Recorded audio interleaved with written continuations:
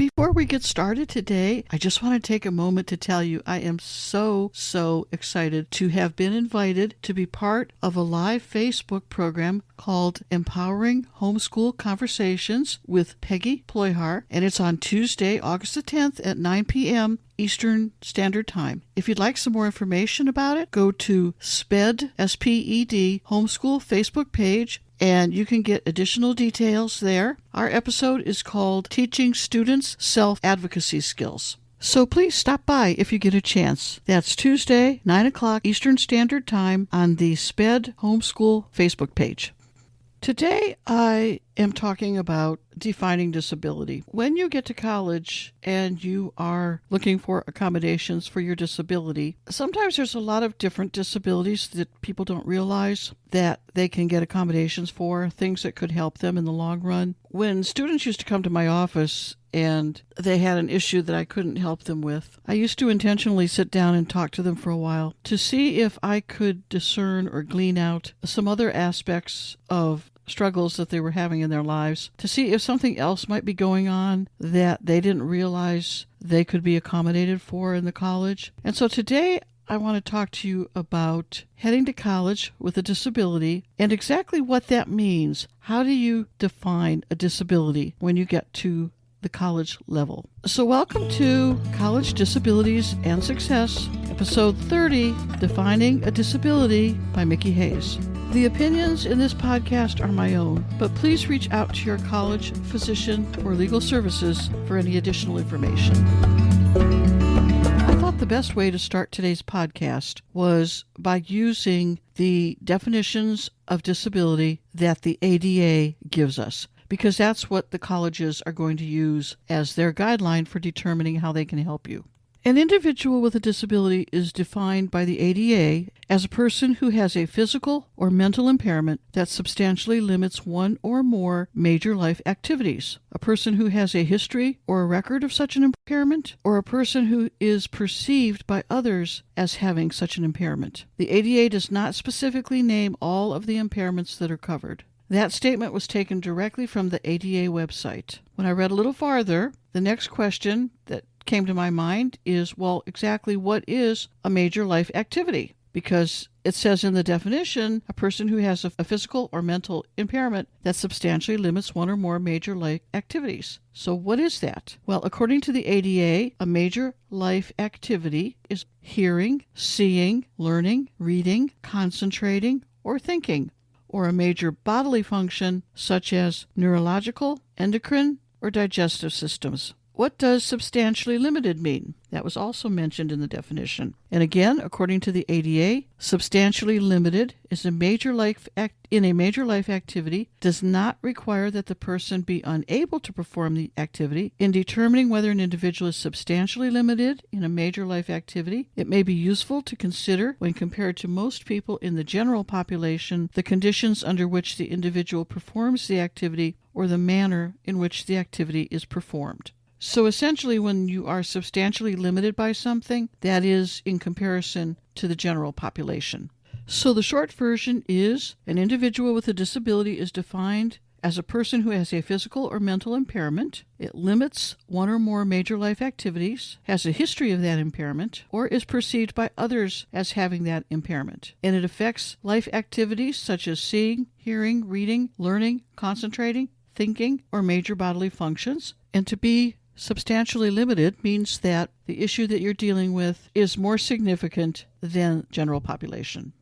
The ADA does not have an inclusive list of disabilities, so that leaves the definition rather wide open. So when an individual comes to speak to the disability specialist at their college and they have a disability, the college has laid out some sort of parameters that particular college wants in terms of documentation. So it could be anything from a report, dated testing, letters from a doctor, medical notes. It could involve a variety of different things. And different standards for documentation are held by different colleges because each college is in a position to choose the kind of documentation they accept to provide accommodations based on those ADA guidelines.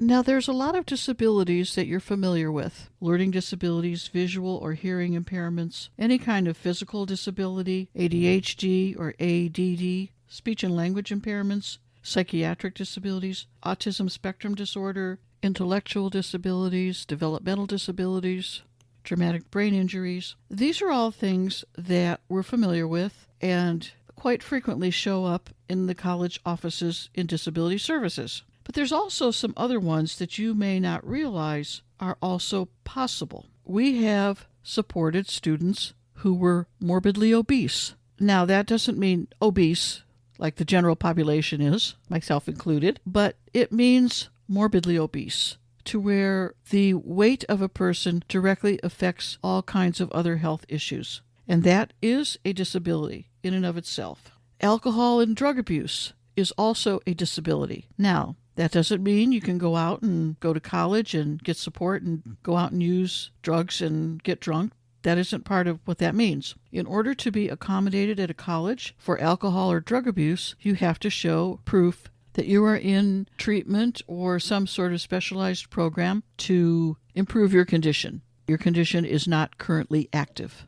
We see many students with HIV positive or AIDS. We see students that, because of Agent Orange, are not even sure what their disability is, but there's clearly a physical disability going on. You may be suffering from long-term effects of COVID, and even though you no longer have COVID and you're not contagious, you may still have some of the residual effects from it. You could have a generalized anxiety disorder. Now, I want to talk about this in particular because that is a disability that we see quite often, but a lot of times students come to us and tell us they have test anxiety. We never treated test anxiety as a disability because unless it was part of an overall anxiety disorder, and testing wasn't the only thing that caused you anxiety. So anxiety, generalized anxiety disorder, yes. Test anxiety, no, in my experience. Somebody else, another college, may look at it differently. So if you have trouble taking tests and you do suffer from test anxiety, I would recommend that you go in and talk to the disability services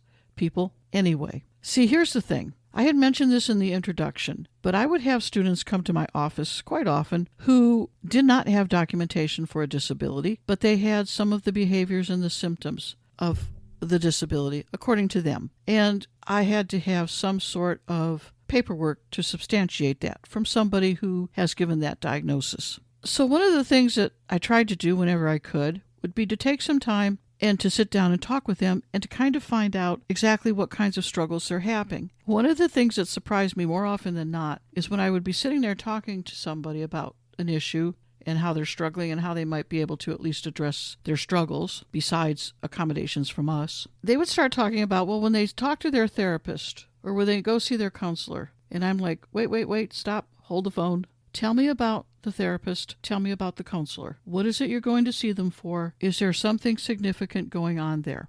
Now, in many cases, people have this kind of a situation. They don't realize that whatever the problem is that they're seeking help from the counselor or a therapist might be an issue that disability services can help them as well. Now, think about this for a minute. Even if it's just extended time on your tests, when you're dealing with problems that take you to a therapist or to a counselor, mental health problems, physical pain, where it's hard to concentrate, things that slow down your processing. That impacts how well you can perform on a test and how well you can show what you know. And it really does interfere with our concentration more often than not. Now, I'm not talking about social problems, boyfriend problems, girlfriend problems, money problems, the typical problems we all have in our lives. I'm talking about health-related issues and mental health-related issues. So bear that in mind. So if there's something going on in your life that's extremely painful and you have some sort of emotional trauma that you're dealing with, PTSD or something along those lines for any number of reasons, talk to the disability services people. They'll tell you, they'll guide you through how they can help you, if they can help you, and the kind of documentation that you'll need to have for them. Plus, they know people, so if they can't help you, they may be able to refer you to somebody who can. You just don't know. Now remember, disability services is not there to give you an undue advantage. They're not there to make your life ever so much easier that you can breeze through your classes. They are there to level the playing field. They are there to give you equal access. And an accommodation and recognition of a disability allows that playing field to be leveled. So if you are having trouble processing, if pain is keeping you from thinking clearly, if personal drama and situations are keeping you from thinking clearly, and you're seeing a therapist or you're seeing a counselor and you haven't really connected the two, be aware that it's worth considering and it's worth having a talk with the disability specialists. Now, some people I just couldn't do any help for. I mean, some people would talk to me and I'd listen, and there just wasn't anything that I could do to help them without the documentation. That's the thing. All of these issues can be going on, but if you don't have a medical letter from your doctor, if you don't have some sort of a report, whatever it is your college needs, if you can't give them the paperwork to support the issue that you're talking about, then there's nothing they can do to help you that I'm aware of. But always have that conversation first, because you just never know. The other thing I want to talk about is learning disabilities. I met so many young adults who were diagnosed with learning disabilities at a very, very early age. And they struggle with it still, some a lot, some not too much, but it was there. It was always there. If you have documentation of an early learning disability, take that documentation with you, or at least have that conversation with the Disability Services Office, because sometimes people can't get their hands on the early stuff when they were real little, and find out if there isn't a way that you can be supported and helped. Because remember back when I read that definition at the very beginning about a disability? Let me go back to that for just a moment here. An individual with a disability is defined by the ADA as a person who has a physical or mental impairment that substantially limits one or more major life activities. A person who has a history or a record of such an impairment. That's all of the people that came to my office with the fact that they were identified as having a learning disability in the first grade. And they didn't have any paper, they didn't have anything, they just knew they were identified, and it's still there. At least the impact of it is still visible or still effective. They still struggle with learning disability issues. But the definition says has a history or a record of such an impairment, or is perceived by others as having such an impairment. So that is a very broad definition. So think about that if you have super duper really old LD documentation. That doesn't mean you won't have to get new stuff, but it means that you may get some recognition up front for that learning disability. And sometimes just the simple act of getting some extra time on a test is really all you need.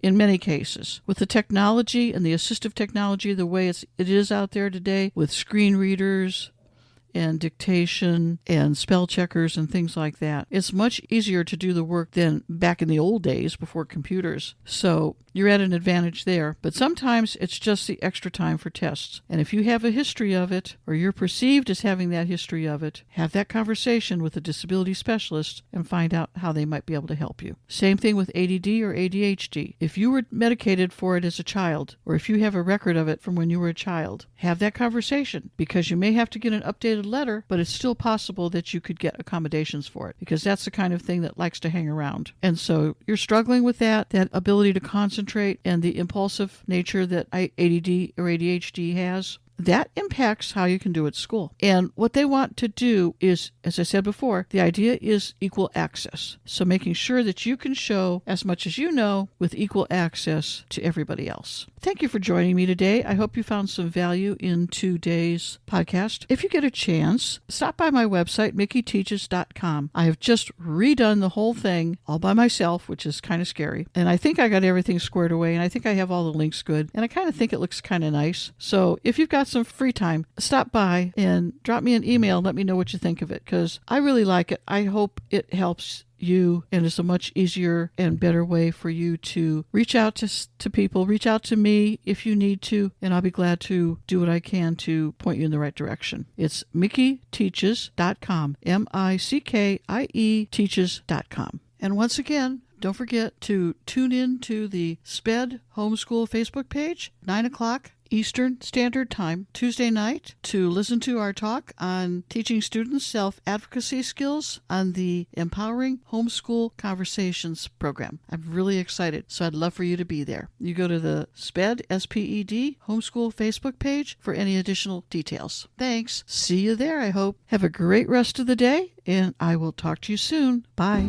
Information contained throughout this podcast has been gleaned from my own personal experiences, but to ensure accuracy, please contact the Disability Services at the college of your choice to have first-hand information and the most up-to-date policies and procedures followed by your particular institution of higher education. The content in any of these podcasts is not intended as a substitute for information from legal, educational, or medical professionals. Always seek the advice of your attorney or qualified healthcare provider with any questions you may have with regards to legal, educational, or medical concerns.